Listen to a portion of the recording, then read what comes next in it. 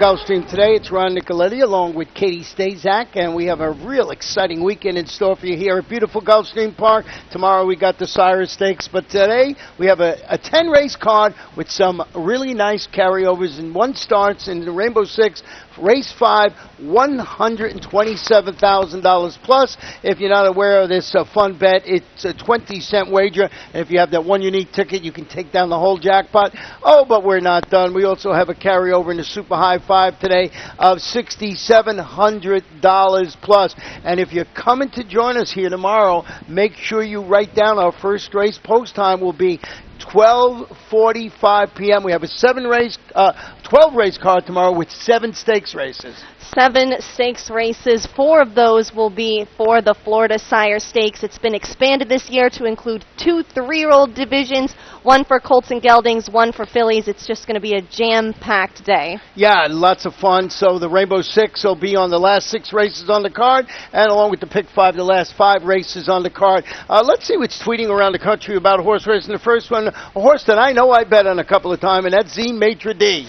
Z Maitre D has a new career now. He's learning how to jump. There's a really cool video online that shows him in action, learning a new job, changing leads, another great thoroughbred aftercare program. And we have to credit trainer Ralph Nix here at Gulfstream for making that dedication to give his former runners that gave him so much a new career. And Ralph Nix had a double yesterday. Yeah, the double yesterday. The barn is still on fire. Another horse tweet we wanted to show you about is a horse here that won the Gulfstream Park handicap back in 2014, and that is Palace Malice. Yeah, Palace Malice not pictured here, but he is going to be making his return to the races on Sunday at Saratoga. He was so impressive when he won the Gulfstream Park handicap here. Then he got injured, missed a lot of time. Another horse we know well here at Gulfstream is the horse in this picture. That's Liam's Map. He is running in the Grade 1 Whitney tomorrow. Here he is schooling. He was downright brilliant when he won the Harlan's Holiday here. Yeah, he was. He really was. So a couple of horses that went to here in South Florida, spreading out around the country, running in Grade 1 and Grade 2 stakes. So should be a fun day of racing. And our final one, a man I had the honor of meeting when I was up in Maryland for the Preakness Stakes, and that is King Leatherberry.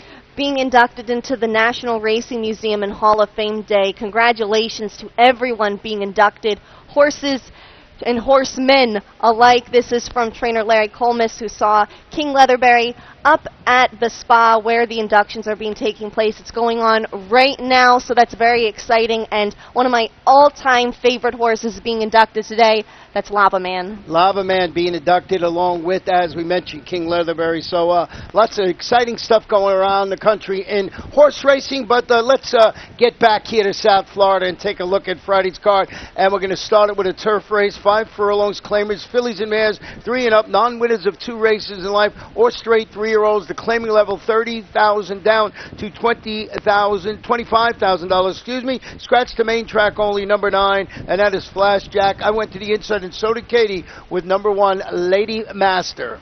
Yeah, well, she's won each of her last 2 turf sprint starts. Most recently, she held on for a neck victory at this level on June 20th. Coming in from the red-hot Marcial Navarro barn, he is 31% with horses looking for back-to-back wins, and she's going to have a freshness edge over much of this group as well. Training sharply, last ran on June 20th. Yeah, 2-time winner at the distance. Looks like the one to beat in the open. We have our second and third selections flip-flopping here. I put the 5 in second. Upbeat Mood is dropping to the $30,000 condition claiming level. First outing since stalking the pace that day, finishing 5th to a repeat winner called Silver Sachet. That was a first level allowance at the distance. Was back on June 14th. Marty Wilson, Jonathan Gonzalez, it's a daughter of Miz and Mast. The 6 Angel Falls taking a little bit of a step up today. Was beaten 2 lengths against $16,000 claimers on May 23rd, but she was claimed out of that race by trainer Sally Mitchell-Hill. That's a barn known to give runners a leg up when they enter the barn, so she's definitely worth a play as well. Yeah, 2 for 4 in the money at the distance. No wins, yes, 1 second and 1 third. Let's go to race number 2 today. 6 furlongs going to be contested on a fast main track. It's claimers, fillies and mares, 3 and up, non-winners of a race in 6 months or February 7th. We have a clean slate with no jockey jockey changes or scratches to report. I want to go back and show you the performance of the horse that I have in third, and Katie has right on top of her ticket, and that is Phoebe Moon. Encountered a bit of trouble last time out. She's going to be taking the detour here, the long way around, gets fanned about 6 wide. This is last time out. At this level, Phoebe Moon going to go on to finish 4th. She's a 4-time winner at the distance, though, and 2 back, she was 3rd, beaten just 2 lengths in open company, so I think she finds a great spot today if she's able to save some ground. And 3-1 currently the second choice on the board. The favorite, though, and the horse you put on top, definitely looks like the one to beat, and that's the 7 Something Blue. Well, that was her crossing the wire there first, Something Blue, with the number 4 that day. Something Blue, we're going to try these non-winners of a race in 6 months. After returning from the Fresno, finished second in that race, I should say, to a hard-knocking horse called Ya Esta. That was in that condition claimer at the distance.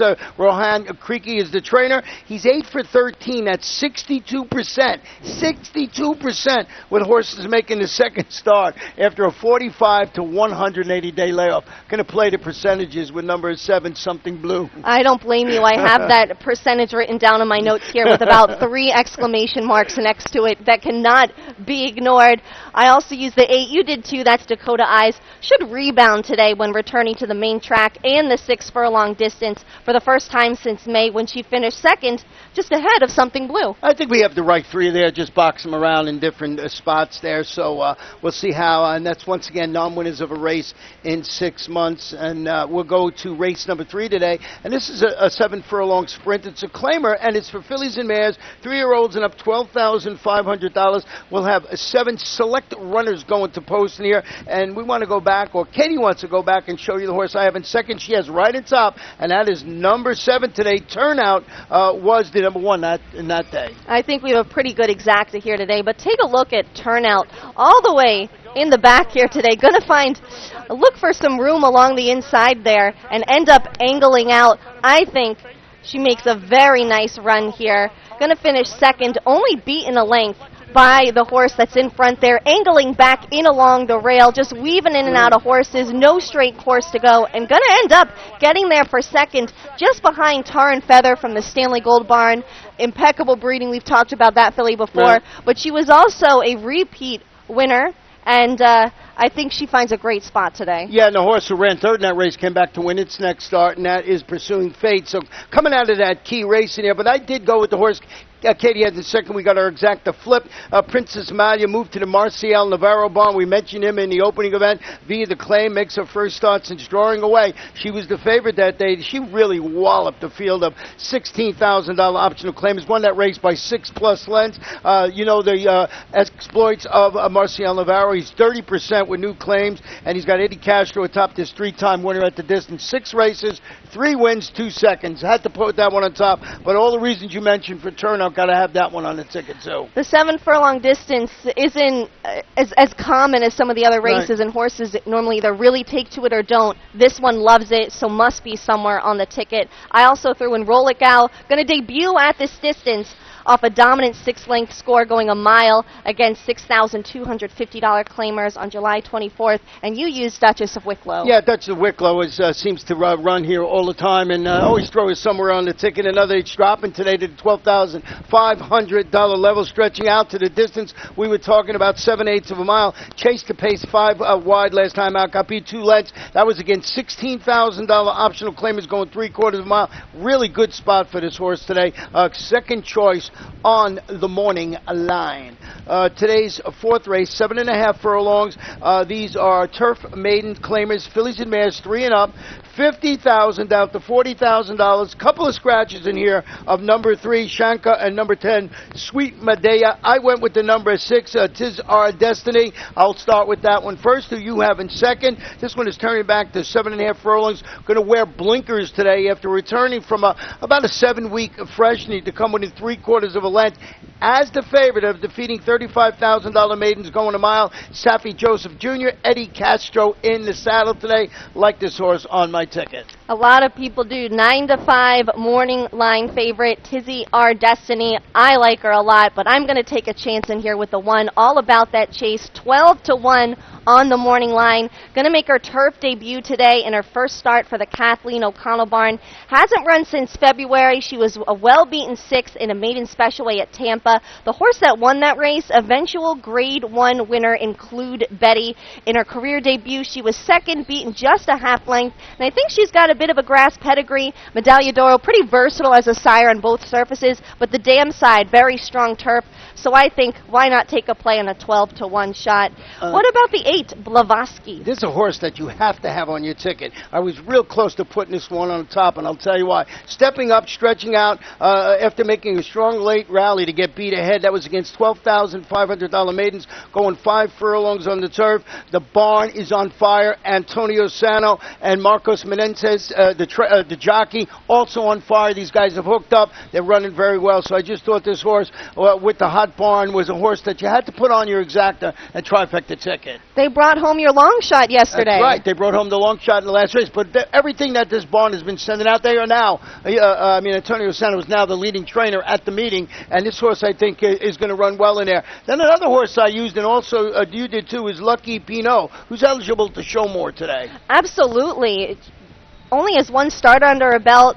Was a third-place effort, came on well late. She can really build off that. Yeah, the jockey and trainer combo, Trainer Wilson and Harry Hernandez are 3 for 7, 43%, so a limited sampling thus far, but since he's been riding for Marty Wilson, has been watching it, and he's doing very well.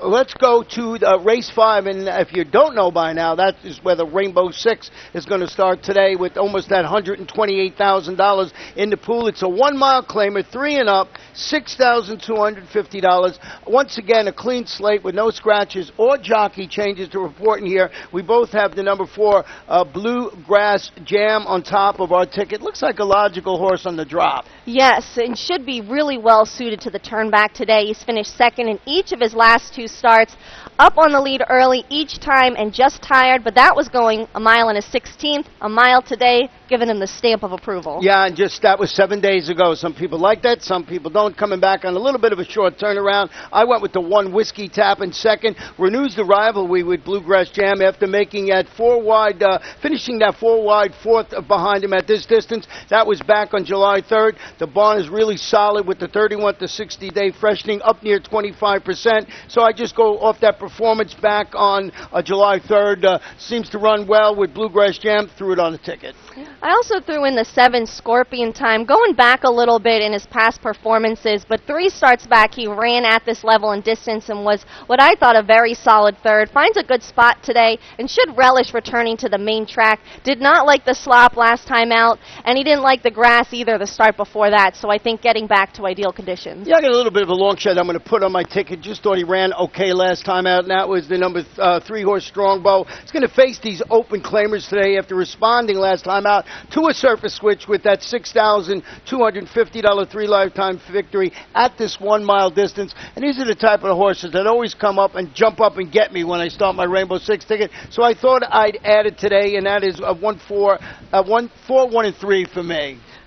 4, 7, and 2 for me, but I think although we are in agreement with the top horse, plenty of options here. Yeah, you got to go a little deeper than I think just a 4, but I wouldn't be surprised if some people single that horse today. The 1 mile on the turf is our 6th race, which kicks off the pick 5. He's maiden claimers, 3 and up, $35,000. Going to scratch the number 4 in here, Crowned Idol, and we're going to go back and show you the performance of a horse that I did not use on my ticket today, and I'm interested to see this performance, and that was Highland Warrior. This is a horse that's been a little bit confusing. He's run well against tougher, but then he's kind of just faded off a bit. This is last time out. You're going to see the 6 getting into some traffic trouble and really doesn't have to check all that much, but loses a lot of running room. Has to steady a tiny bit. He finishes 6th, but he's ending up going to get placed 5th through disqualification of the horse there that came over. That was in a maiden special weight. Going to drop to the maiden claiming ranks today for the first time. 2nd at the maiden special weight level, just 3 starts back in June. Can maybe get a nice confidence booster out of this spot. I couldn't put him on top, but I thought he was worth putting somewhere on the ticket. Yeah, well, we both did put the number 6 Starship Frontier on top. We're shortening up today to a mile. If you go and look at that last race, duel for the lead throughout, got beat only a neck against similar competition, going a mile in the 16th. Was a turf course listed as good. Peter Walder, Eddie Castro in the saddle. I seem to be mentioning Eddie Castro's name a lot today. He better have a good day, because I think I have like 3 or 4 horses that he's riding on top. You do with this one too. It did not have the 9, like I said, but we both used number 8, Charlie Has Heart. He was a rallying 5th last time out behind Starship Frontier and got fans pretty wide, 6 wide last time out, and going to be making his second start off a 2-month layoff for leading trainer now, Antonio Sano. Yeah, and I just believe that Charlie Has Heart is going to sit the trip. There's a lot of speed. And the other horse I put on my ticket is one of the speed horses, and that's 5, Master Jordan. And I think he's a big piece of the pace puzzle. He's stretching out today at 8 furlongs. He set the pace. He weakened late to finish 3rd behind Starship Frontier last time out. Those guys were wing-dinging it on the front end. Might set up for a horse like the 9 horse that you mentioned, or number 8, Charlie Has Heart. So, a little earlier on, watch a couple of the turf races, see how they're playing. But I think this this race has got tons of speed in it and might set up for a closer at a price. Race number 7 today, 1 mile claimers, fillies and mares, 3-year-olds and up, non-winners of 2 races in life, $12,500, and we have 8 runners in the field. I went with the number 4, Dirty Martini. You went with the 2, Amaluna, who's a real nice price up here, 10-1. I got it on the ticket. I was just looking at that, and I was like, wow, 10-1, really? I'm a little bit surprised. I think this one finds an ideal spot to face winners for the first time today after breaking her maiden by a widening 6.5 lengths on June 12th. Was at this distance. Took her 22 starts to break her maiden, so that is why she is probably at that price. But it looks like she's figured things out. She owns the highest last out buyer of the field. And you mentioned Eddie Castro. I guess I'm hoping he has a good day too, because he's riding this one. Well, my best bet is the 4 in here on the day, and that's Dirty Martini, who has her claiming tag sliced in half and returns to the main track after tracking the pace and finishing 4th. That was against $25,000 optional claimers, going a mile and 1/16 on the turf. Marty Wolfson, we mentioned this good combo with apprentice Harry Hernandez handling the surface switch today. I just thought this was a perfect spot going back to the main track for a number 4, Dirty Martini. Amaluna, like you, I was shocked to see the 10-1 odds in there. I hope we get it. I went with the 6 horse in 3rd, and that's Sol Fatata. Was going to try a mile on the dirt after encountering traffic last time out. It lacked room in that race. It finished 4th behind a repeat winner called Rose Graciela, and the next out winner called Satori Inn. So a little bit of a key race angle there. Larry Bates, Diego Gomez atop this daughter of Wildcat Air. I threw in the 7, Awesome American, stretching out to a mile today, but coming in off 2 pretty solid finishes when sprinting for trainer Bill Kaplan. Well, we're sort of in agreement with our exactor in there. 10-1 in one of those horses. That's pretty good. 8th race today, 1 mile on the turf. These are claimers, 3 and up, non-winners of 2 in life, or 3-year-olds. 30,000 down to 25,000. Scratch the main track only. Number 11, Cool Union Man. And Katie and I are in agreement with number 2, Jacob's Way. Exacta isn't flip-flop this time. We've got it down pat on the same page here. Jacob's Way has not run a bad race since dropping to this level. Going to make his first start off the claim today for trainer Efren Loza Jr. off a 2nd place finish at this level on June 19th. And he was the winner 2 back when running for identical conditions. Tyler Gaffleone picks up the mount today, and I think he's really the horse to beat. Yeah, he's a gelded son of West Lake, and he certainly looks like on paper the one to beat. And we got the 10 in 2nd, British Glory. Going to break from that daunting outside post today after rallying to finish 3rd behind a repeat winner called Island Dude. That was going 7.5 furlongs. And I just think this horse, ridden today by Eddie Castro, because Tyler Gaffleone moves to 2, Jacob's Way. So you're following musical jockeys. They switched places today, and we'll see how the 10-horse runs. I also threw in the 3, two-step Cowboy. Returned from a 2-month freshening to break his maiden by more than 8 lengths. That was up at Tampa Bay Downs on July 4th. So let's see if he can build off that in his Gulfstream debut. What about Blame It on Tequila? Blame It on Tequila, number 1, will face winners on the grass. First start since defeating $20,000 maidens. That was on the Los Alamitos main track.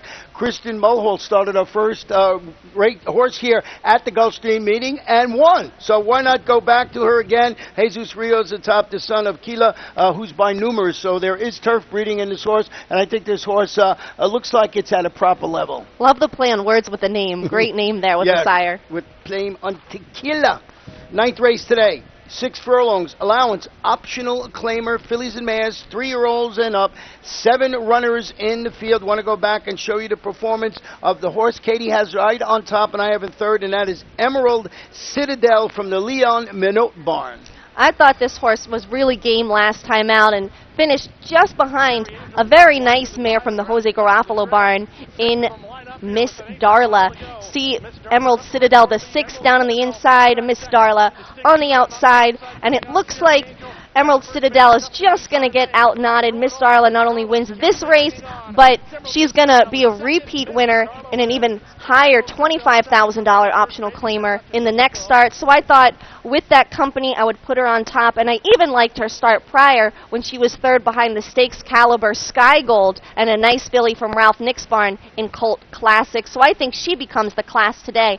But I really like that you put Curlin's Princess on top, and looks like she's going to be sharp today. Yeah, she's dropping to the $16,000 optional claiming level on the main track after chasing the pace last time, weakening to finish 8th behind a repeat winner called Perfect Step. That was a $25,000 optional claimer going 5/8 of a mile on the grass. Marty Wolfson blew the sophomore out, a 3-furlong bullet in 34-3. That was the best time of 42 horses at the distance for this return to the main track. Love this horse this afternoon. We have basically the same 3 up there, and we both used the number 2, Political Storm. This is a nice angle, I think, with trainer Ruben Monges. She's returning from a 5-month layoff today, but ran in some competitive allowance races during the championship meet.